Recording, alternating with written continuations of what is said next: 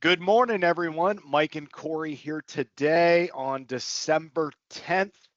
As we get closer to, some winter breaks, a brand new year, change in administration for presidents. I mean, all kinds of exciting things on the cusp. But I know a lot of you are probably starting to think, hey, I got some Christmas vacation, want to spend some time with the family. So totally understand that. And that's part of the reason we give out some report outs, but we are invested for the long term and tracking this day to day. So want to start off with some exciting news. Corey's going to cover quantum computing. He's going to do a 2-hour dissertation on what quantum computing is and wrap that down into 20 seconds so that maybe he can explain it. But really where it's impacted us is with Google and seen some positive stock movement on one of our major holdings within our models. I'm going to talk about I love good news. So I'm going to talk about some good news where I saw the top 10 cities that had the highest salary growth in 1 year. Now, there's also the negative side, the 10 that had the worst declines, but I want to cover the positive side. And then another positive piece. I know we've been hard on Boeing in the past, but Boeing's got some good news, and I was very happy to see that. So going to hit on that. So with that, this is a financial education presentation. You must do your own due diligence on anything you hear in this presentation. More disclaimer information can be found on ankerstarwealth.com, and the opinions expressed are mine and Corey's alone. And Corey, quantum computing. Is quantum, like when I saw this yesterday, quantum computing, I thought, is this the next shiny object? Like I hear, blockchain, or we hear, internet from years ago, and it's always like there's something exciting that we don't really know what it is. We can't quite explain it yet, and it's like, oh, I want to get some of that. So go ahead, Corey. That's a lot of hype. Take us to Well, yeah, quantum no, I, computing. I mean, I definitely can explain it. I just don't want to take too much of your time, right, Mike? So I'll spare you some of that. But I do have this. So you have in classical computing, the information is represented through bits, and in quantum computing, they use qubits. So in a bit, you kind of get a true false, or you only get two options there for the data to be represented. But a qubit can show up anywhere between the two. So that's kind of the idea behind it. That's probably even more than I even understand. But the picture helps a little. But what did Google announce yesterday? So they've got this quantum chip, Willow.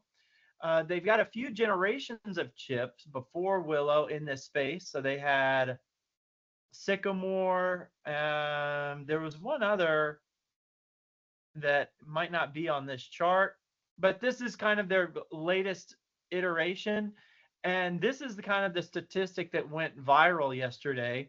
Willow performed a standard benchmark computation in under 5 minutes that would take one of today's fastest supercomputers 10 septillion years, a number that exceeds the age of the universe. So the power in quantum chips and quantum computers is undoubtedly very, very impressive. One of the problems that they've had in the past is that it's hard to, because those qubits they have so much variability in their representation of information, you don't always get good information. So it's kind of trying to, how do you bottle that technology up? So Google stock today was up close to 4 or 5% this morning. It's viewed as a breakthrough, a technological breakthrough. And I'll tell you, Mike, for me, you mentioned that we invest for the long term, and if you've ever talked to Steve, he likes investing in companies that are changing the world or are trying to change the world. And Google might get a little bit of hate here and there for having a monopoly around search.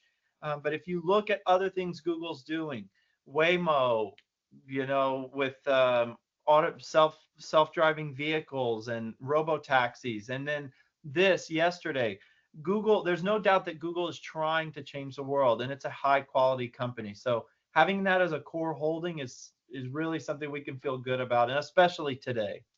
That's exciting. You know, I can't even imagine something in 5 minutes that would take whatever that number was, the length of the The universe. age, You know, yeah. if you saw the Hitchhiker's Guide to the Galaxy, I think they ask, you know, what's the answer to life or something like that, and the answer was 43. You know, it's like you're going to get an answer that you don't even understand because it's so advanced. I don't know. I can't imagine the math problems it could solve, but anyways, that is very exciting. And I think that is the key point. Google is a lot bigger than just search. I know that most people, you know, Google's the word that's synonymous with how do I search. Took over Yahoo used to do that. But anyways, you know, Google's into so Mike, many other things. I remember I heard a quote when I was in high school from Warren Buffett. He said, if you ever find yourself using a product every single day, you should probably just buy the stock, That's true. whatever the product is.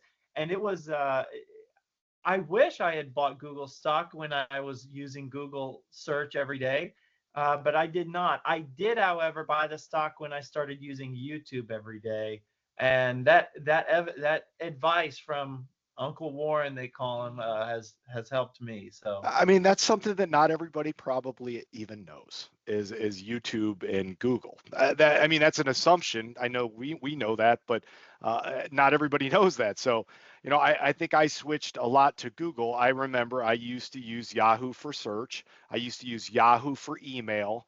And then, you know, over time, I switched to Google because I liked the search better. And then I remember having issues with Yahoo Mail, and I made that big switch to switch my actual email address, and I've been on Google ever since. So yeah, you know, so and obviously when people say you have a problem with a Google whatever, as owners of the company, you know, it's our vested interest to, you know, we don't want to say have a monopoly, but certainly have an advantage over competitors.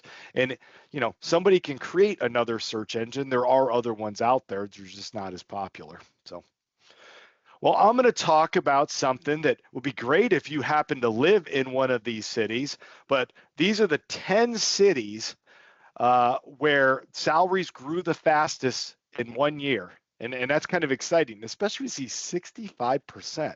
I'm like, wow. So the number one city, Pine Hills, Florida. And I did notice when I looked at these, you know, I see a lot of Floridas and I see a lot of Californias. I see 4 Californias in here too. And then throw in an Arizona, New Jersey, and an Iowa.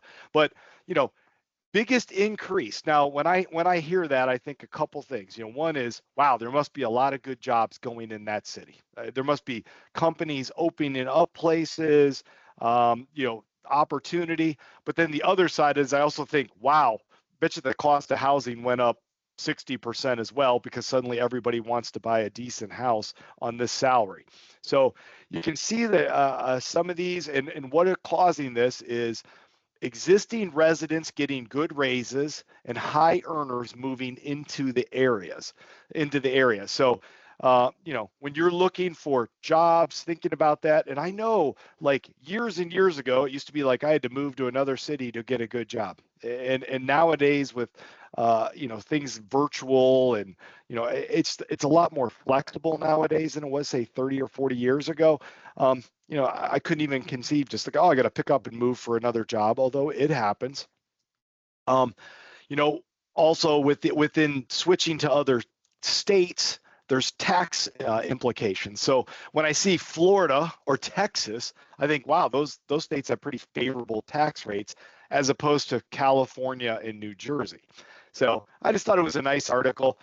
There is the counter article is out here as well, which is the 10 cities where salaries drop the most. Maybe those people move from those cities to these. So I hope that's what it was. So the other one I wanted to show, which is very positive, and I know that we picked on Boeing in the past. They had strikes, they had change in management, they had quality issues. So I said, I got to call this out. Here's some good news. And I love good news for an American company. Really, the only 2 major competitors, Boeing and Airbus. You know, and we don't want only one competitor, or we do have a monopoly, and there's no, you know, price, you know, situations to get discounts. But Boeing has restarted their 730 MAX only 1 month after the strike ended. So when the strike ended, they got everybody back to work, started producing. I'm sure they had a backlog. And really what I want to show is the stock. So the stock is starting to come up. Now, where we might add this to a portfolio, we'll make decisions. But you can see it's been a painful year, but maybe the bottom is in and things are starting to come back. And that's what I hope. We're certainly all the workers of Boeing, and we do not have this in our current models, but something to look at for the future. So anyways, I just thought it was a positive thing, coming into the next year. So what do you think, Corey? Anything else on these? I've looked at Boeing a few times. It's been in the doghouse for years. And one thing that I noticed in studying it that I just couldn't get past was that their revenue, if I'm not mistaken, I think their revenue had been flat since the late 90s, which is not what you'd like to see in a company that you hold. Not every company grows the same, but over time, you'd like to see some. There's some. I mean, check out that, Corey. There you go. The last 4 years, you got a increasing revenue. I wouldn't want to look at 2024 with the strike, but that's Right. pretty positive there. So it may be flat since the 90s. I'm not questioning that, but at least in the last 4 years. Well, here I got it. I pulled it up here. Yeah. Let's see. Yeah, let me share real quick. Go for it. We got the Y charts look here, and that gives right. us a little more data. But so it looked like it had in 1999 they ran 60 billion in revenue, and right now they're about 70 billion in revenue. So yep. you like to focus on companies that do give you a little more compounding potential. But again, the past doesn't always dictate the future, and Boeing, yeah, it's certainly something to watch. Awesome. Okay. Well, thanks everybody for hopping on today's show, and we will see you later this week. Have a good one. Bye.